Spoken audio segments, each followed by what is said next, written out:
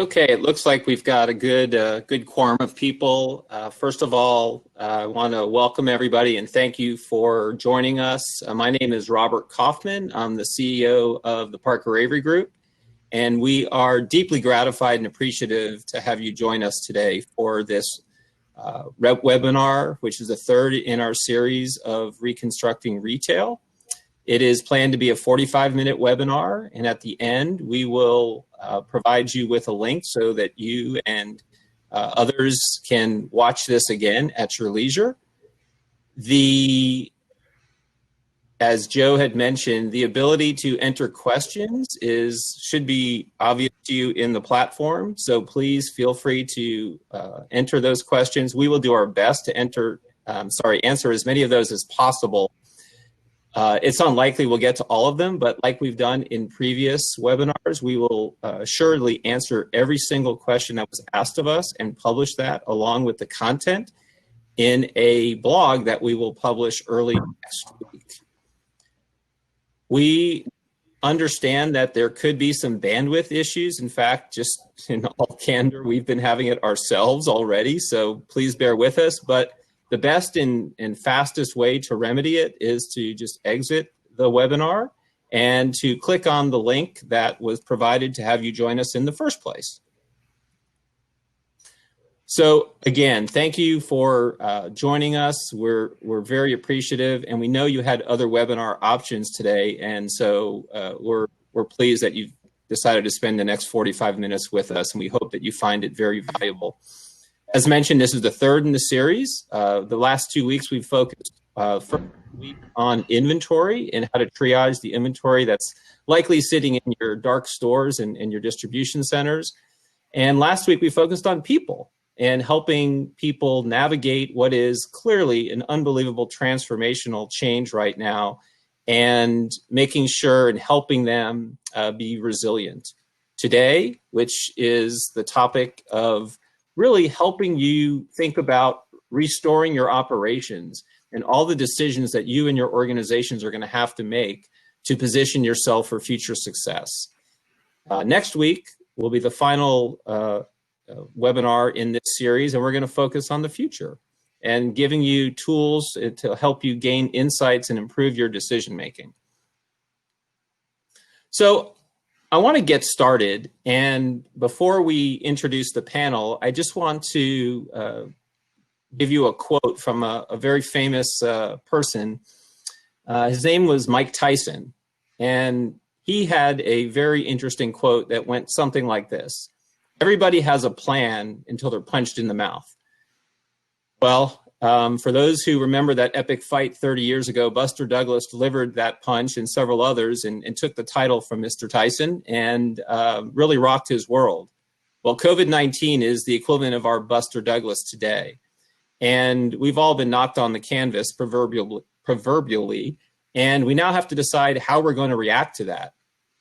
And there's really no perfect formula, but what we hope to do today is to really give you some pragmatic input and perspective on how to do it. It really struck me and others on the panel over the last week or so. There is an innumerable number of resources on this same subject.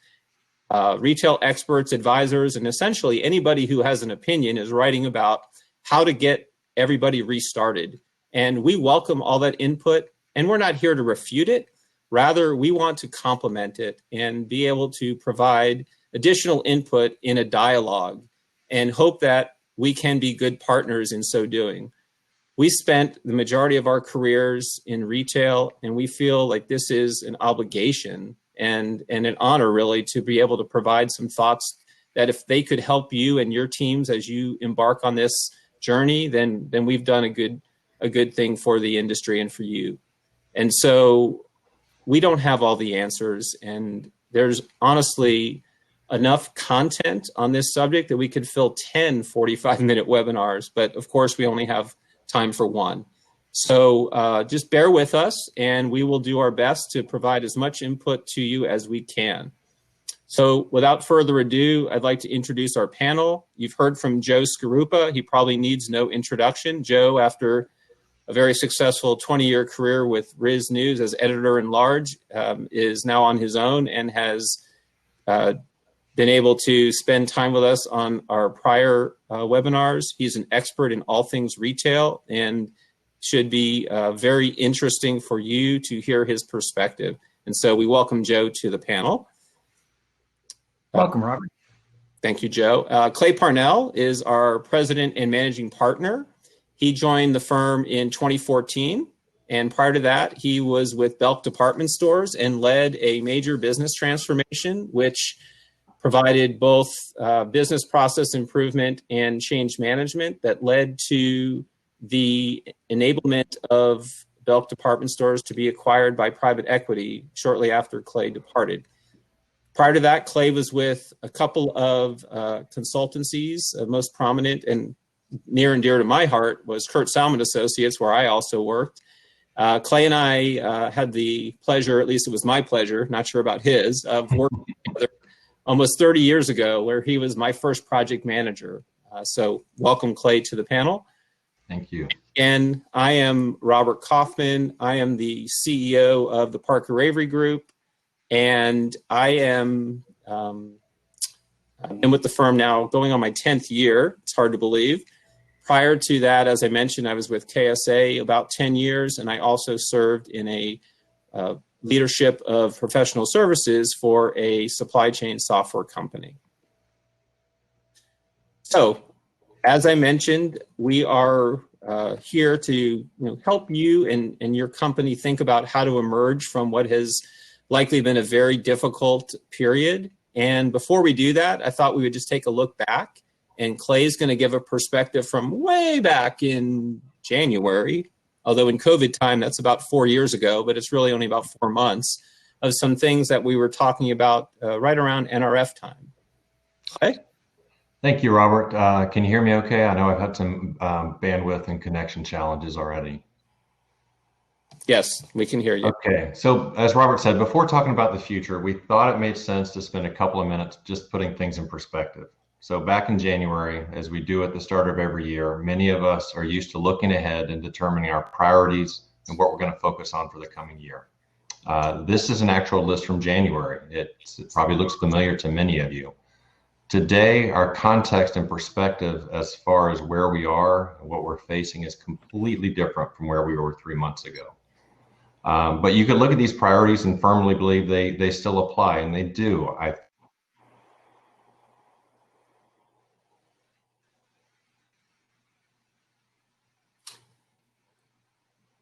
Well, it appears that we may have lost Clay, so apologies. We've been having some technical difficulties. But really what Clay was conveying is that whether we are as an industry or we were fortunate and we're somewhat prescient, that some of those same things we were talking about back in January are still relevant today.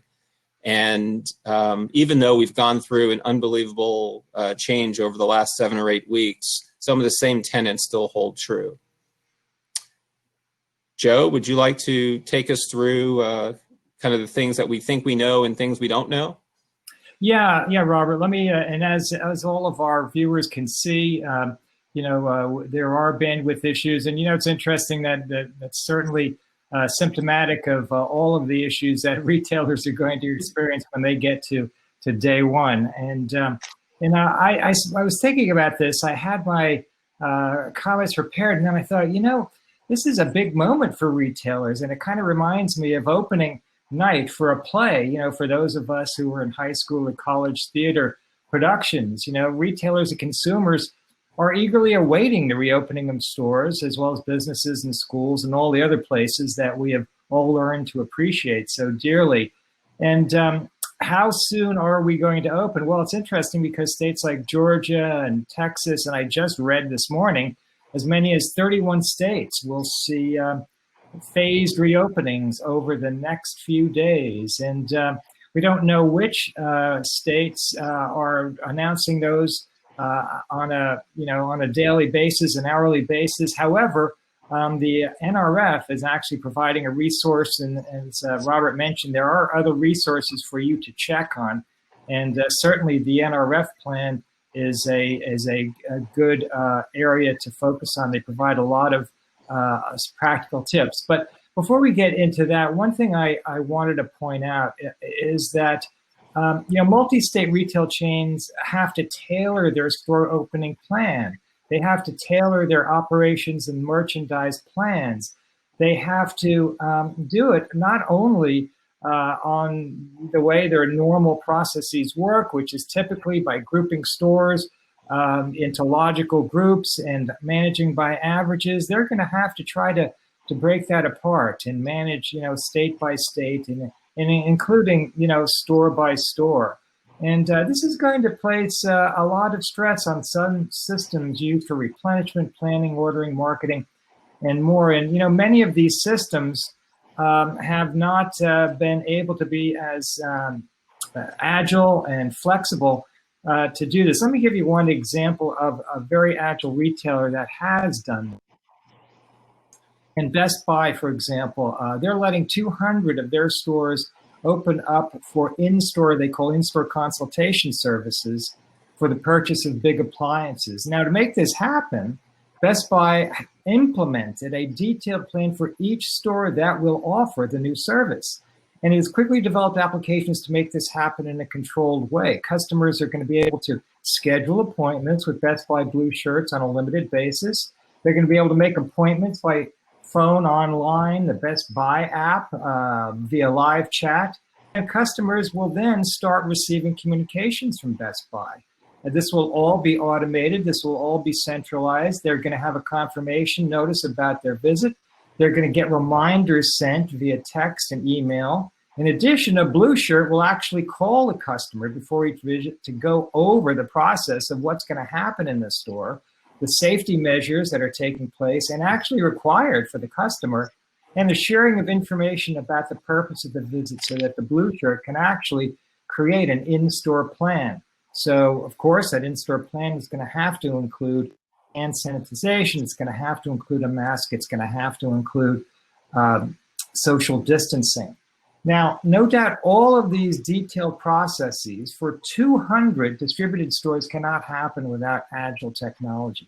And this framework had to already be in place so that Best Buy could layer these new applications they just rolled out on top of it. And the reason they want to do this in a very controlled way is to make sure that it doesn't break down and deliver a poor experience when you're trying to deliver the best possible experience to your customers. And this is going to bring me to my final point. And that is that store operations are going to have to change drastically for employees and shoppers. We know this. We know we're going to do social distancing, wear masks and gloves. We know we're going to have stores that require, sanitation protocols to happen overnight and actually during the day in high traffic areas and surfaces where they'll need to be sanitized.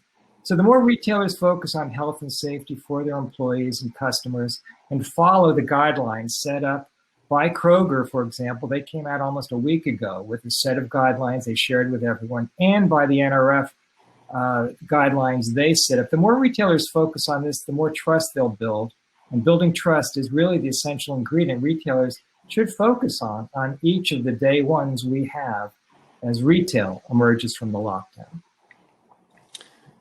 That's really interesting, Joe.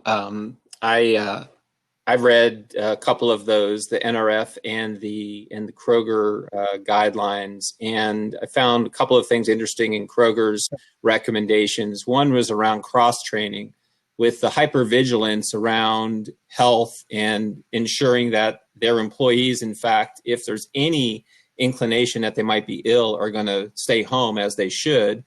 There's likely to be greater absenteeism. So in order to make sure that operations run smoothly, they're recommending, and they themselves are cross-training their teams to try and make sure that there's not any disruption so that people can step into the roles of others who are not in the stores. I thought that was interesting. And additionally, and they're not the only ones, they are shutting down and having more limited hours to allow their associates to get rest. I mean, a well-rested employee and an associate, besides being a bit more happy, is going to be more efficient and able to do the things they need to do, because there's more to do now. There's the deep cleanings that have to happen each day in stores, and the replenishment of goods. Now, everybody probably doesn't have the same SKU velocity of a Kroger, but nonetheless, you want to put your best merchandise out and best foot forward. So enabling your team to work less hours that the customers are there, but still have the same hours and to do the additional work, I think was an important guideline. Robert, I wonder if any of our attendees to our webinar today have thought about you mentioned employees. There are so many employee considerations, and I wonder if they've thought about those. Like, so for example, you mentioned, monitoring, self-health monitoring, maybe even mandatory monitoring of things like temperature.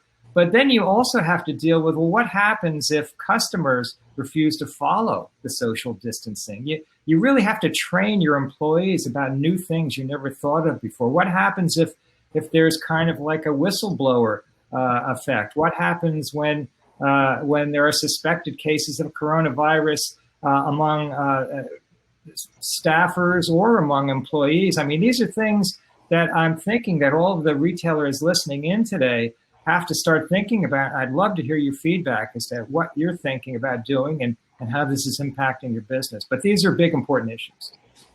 Yeah, agreed. And, there's no perfect one size fits all answer, but I'd like to say that the guidelines that NRF and others have brought forth are, best practices. And absolutely, I think you should make every effort in your respective stores and your companies to follow those best practices so that the considerations you're talking about, are minimized at the risk of exposing yourself, unfortunately, to, legal circumstances, which, again, we're not lawyers. We're not here to give legal counsel, but the more you adhere to the best practices, the best opportunity you have to avoid any type of whistleblower type situations or, litigation if somebody does get sick. And let's be honest, somebody's going to get sick in these stores, right? It may not be because of anything that somebody did or didn't do,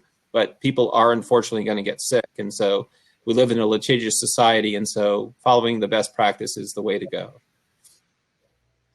Best defense. So, and again, apologies for some of the technical difficulties. We jumped right in, but I just wanted to frame up really kind of the three pillars of what we're going to be talking about. And we touched on the first one already, which is the triage, which is a similar phrase that we used in the first webinar. And really what it's saying is taking a look at the state of the state. What are the things that are going on in your organization that need to be really reviewed and done quickly to determine what the immediate next steps are to position yourself for this emergence from COVID-19. The second is what we're calling plan. And that sounds pretty straightforward. And the planning part is, but what we'll talk about is the need to be very agile and replan as circumstances change, as they have and continue to do. And then the third, kind of the namesake of the whole series, is the reconstruct. How do you reimagine your business and your business model to not only sustain, but to thrive and to become a real leader in the marketplace? We'll discuss some of the things that we believe are really important in that regard. So that's kind of the frame of the discussions. Joe kicked off the discussion around checklist. And as we move forward into the triage, there are definitely more elements there that we are going to cover. And I think, Clay, you're going to start us off if you can hear us. Yep, I'm going to give it a shot. So let's talk about triage. As Robert mentioned, we touched on triage in the first webinar with a real focus on inventory.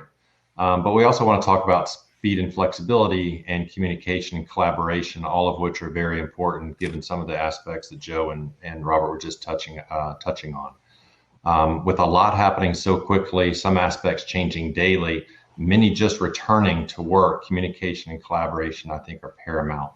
How can and will you do this? Do you already have tools in place to support communication, both in the back office or headquarters, as well as in the field and to the stores? Even within back office, communication will not be normal. Some of the team may be in the office, Some are still going to be working from home and remotely, whether it's because of health or family reasons, or simply to limit the associates in what might be a tight office space. So managing a mix of on-site and remote workers and communicating is actually more challenging than if everybody's working from home. So a lot's going to be happening across your teams, trying to determine inventory status, needs, placement. At the same time, stores are opening and those schedules are changing daily. A lot of moving parts. For communication with the stores, of course, this is critical. Beyond typical things you'd be communicating, pricing, promotion, signage, etc., the real focus right now is health and safety. How do we know all stores are getting and understanding the right instructions and have the right supplies? Compliance is critical.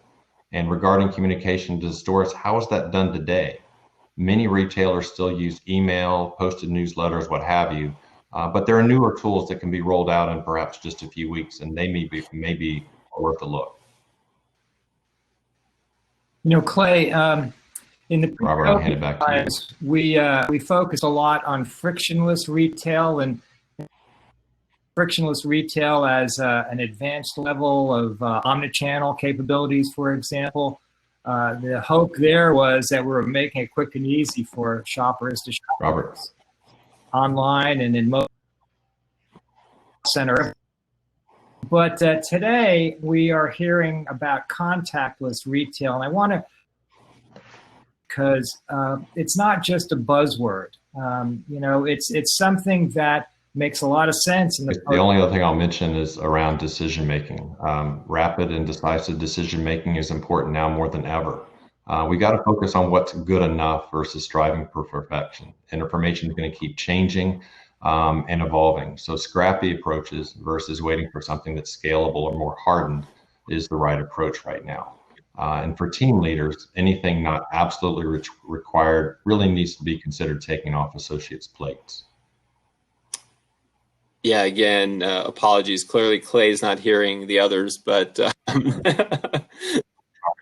I'll pick up from there. Just to further some of the things in triage and speed and such that Clay was alluding to. Speed's important. Decisiveness, the rapid nature of the way things are coming at you and all of us right now is unprecedented, and to have the ability to process that information, whether the decision making is done in a somewhat decentralized or a centralized way, we have to bring that to a head, get the decisions made, and get them communicated back out through a form of governance. Not suggesting it has to be a formal program management office, but in some way, we need to make sure that as things and conditions are changing, the organization is, again, processing that very quickly, being decisive, even with limited information. We would all love to wait till we have every I dotted and T crossed, but that's not the world we're living in today. Make those decisions and then also ensure they get communicated to whomever needs that information. And that governance could just be somebody making sure that everything I just said is happening and happening on a regular basis. Robert, yeah, let me just jump in and finish my point about contactless payment. Not contactless payment, that's part of contactless retailing. But the contactless is just so important now because it'll help retailers build trust. It's a way to do effective social distancing. It's a way to allow retailers to shop and buy without feeling like they're risking anything. And why do I believe that this is important to retailers who have the ability to do it? And that's because if you look at the contactless trend that emerged in China after the Great Recession, it was really the pivotal event that launched Alibaba and JD.com into being the behemoths they are today. Those two retailers are fully optimized for online, mobile especially, and platform selling, but they have phenomenal back-end logistics operations that support their transactions and the stores that they actually do operate. And they also have automated warehouses. They have contactless delivery, which includes a well-developed infrastructure of pickup lockers, for example. And what they have found is that Chinese shoppers, as well as many other Asian shoppers, have really adopted the mobile channel because of these capabilities in a far higher percentage than any other channel, and certainly in how shoppers are used to shopping pre-COVID in the US. So just as Alibaba and JD.com grew exponentially after the Great Recession, I believe that retailers that successfully implement contactless retailing on an accelerated time frame will have first mover advantage when. Yeah, Joe, that's really interesting, and it's really talking about the reconstruction phase. But I think it's worthwhile to talk about that. Companies, we're at no surprise, we're at a huge inflection point right now, and companies are going to have to make a couple of really key decisions that could determine their viability. We all understand that we want to get back to what we'll call pre-COVID operations, and that's understandable. But the companies that just stop there are probably going to miss out for exactly the reasons you mentioned. This is a pivotal moment for companies to take this opportunity to forge ahead and try and reimagine their business.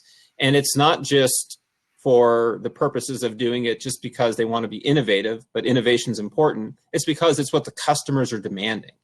And sometimes I think Apple has a phrase, something along the lines of, what they're trying to do is create products that their customers don't even know they need, but can't live without. It's almost like that. You have to rethink and put yourself in the place of the customer. And so contactless pickup, the delivery models that we've talked about for omnichannel, those are going to be table stakes. But going even beyond that are the things that also companies are going to really need to think about. I mean, there's an old adage, necessity is the mother of invention, right? And so companies like Bed Bath & Beyond, Kendra Scott, and Michaels, you may have read over the last week or so, have brought omnichannel capabilities to bear that they didn't have, or they were in rudimentary stages, and they didn't do it in 6, 9, or 12 months, which is the typical time frame. They did it in weeks. And in one statement, I saw that Michaels implemented curbside in 1 week. And I don't have inside information as to how far along they were beforehand, but these are phenomenal innovations. And again, they were done because it was essential for their survival. And companies are going to have to continue to pivot that way in the future, because if they don't, their competition will. And even the known competition isn't the only thing they have to worry about. There's going to be new entrants that are going to take this approach. Just a couple other points. Digital is really an enabler in that whole process. And digital has been talked about for years now. And those that had digital capabilities, more so than not, were able to move more quickly. And so in order to pivot, and even if you don't know exactly where you're pivoting to, it's easier to do it from a digital infrastructure than a non-digital infrastructure. And so the companies that are really thriving and are going to be the leaders are the ones that have accelerated their move to a digital enterprise. And it goes beyond omnichannel. There are other examples of that, but it strikes us that that's a really important consideration. Yeah, I think that's true. The digital aspect, relates to digital transformation. It relates to, the fact that a retail enterprise is really an ecosystem. It's an ecosystem of suppliers, third-party replenishment, fulfillment, warehouses. It's a huge ecosystem, and the more that's digitized in the cloud, so that it's not just resting in servers, and the only thing you get are reports when you request them or that are delivered on a scheduled basis. But the more that it's transparent in real time and you can go out to that ecosystem and make shifts and changes, the more agile you'll be. And then you can deal with a crisis like this and other crises that may be in the future. Agreed.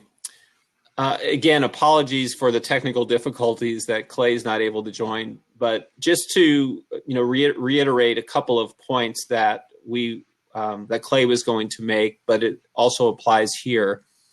We touched on speed in the triage, meaning to assess the situations that are under you're under attack, if you will, and putting in plans very quickly to mitigate those situations. The planning that we just really skipped over is just that, to build a plan, but as these conditions change, to be able to very quickly and agilely replan. There's an old adage that says, plan the work and work the plan. And I'm a big advocate of that under normal circumstances. But these aren't normal circumstances. Things are changing so rapidly that it's unbelievably important for companies to be just that, flexible and adaptable to those situations.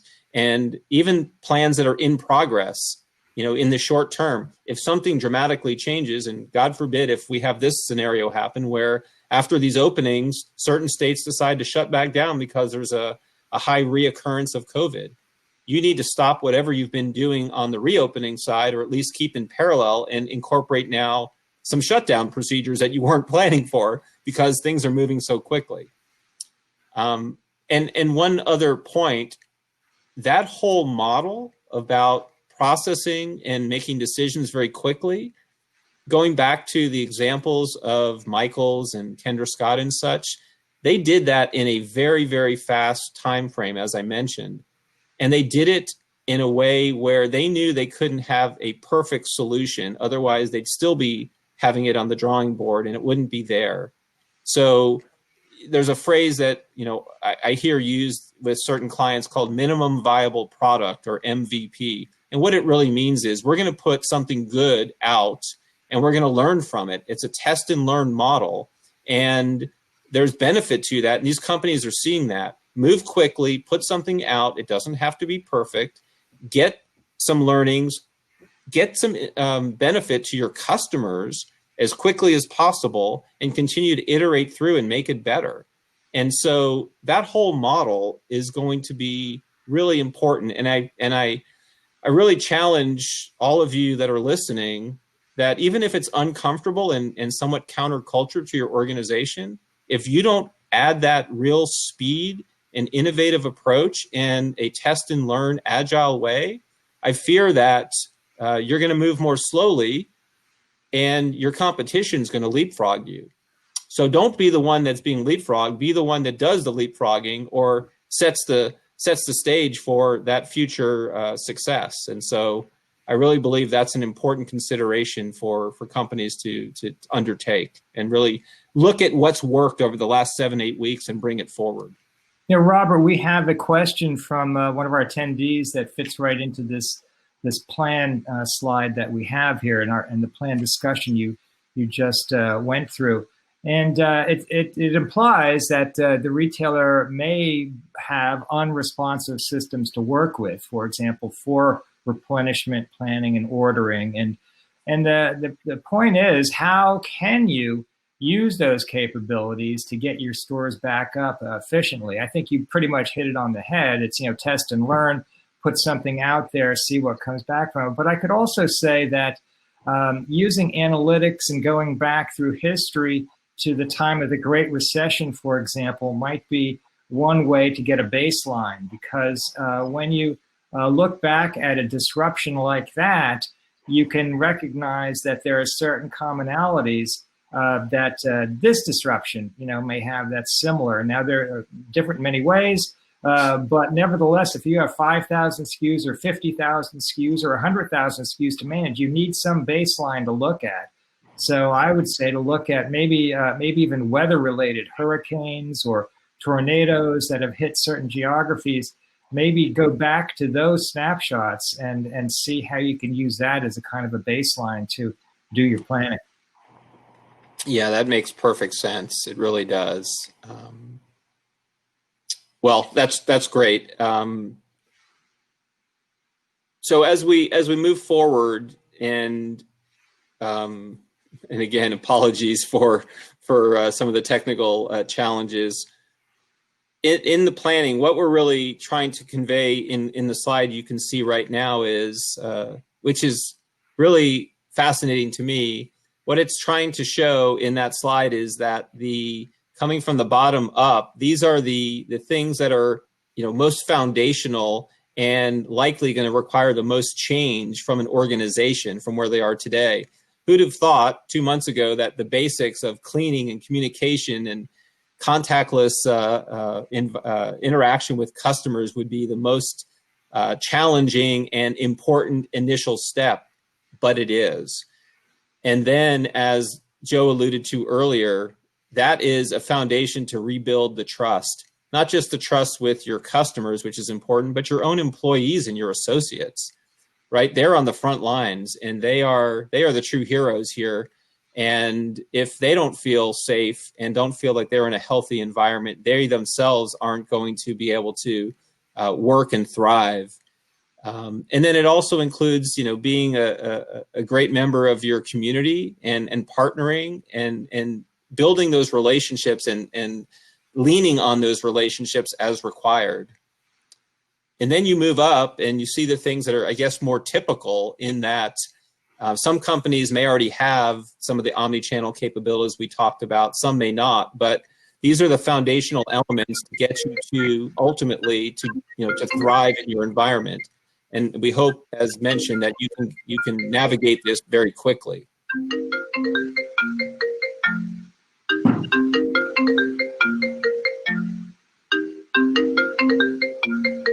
Sorry about that. I'm trying to end it. That's okay. I didn't know if you had anything you wanted to add to that, Joe. Yes, I do. Yes. Sorry about that technical difficulty. I actually don't even need my phone in this room here, so I'm going to get rid of it next time. It's linked up with my Mac, so it rings through there. But one thing I love about this slide, Robert, is that this would provide, or to me it does, it provides the perfect framework for developing practical steps that retailers should take as they plan to emerge from the crisis. I know we have a key takeaway slide coming up at the end, but I do urge all of our listeners today and viewers today to take note of the recommendations made here. Flesh them out for your specific geography and segment and customers and business model. Start with, as Robert said, safety first, then move on up through this. And then if you do that and you apply the specific tips that a few of here, the contactless retailing, make sure your products and pricing are tailored to give shoppers what they're looking for.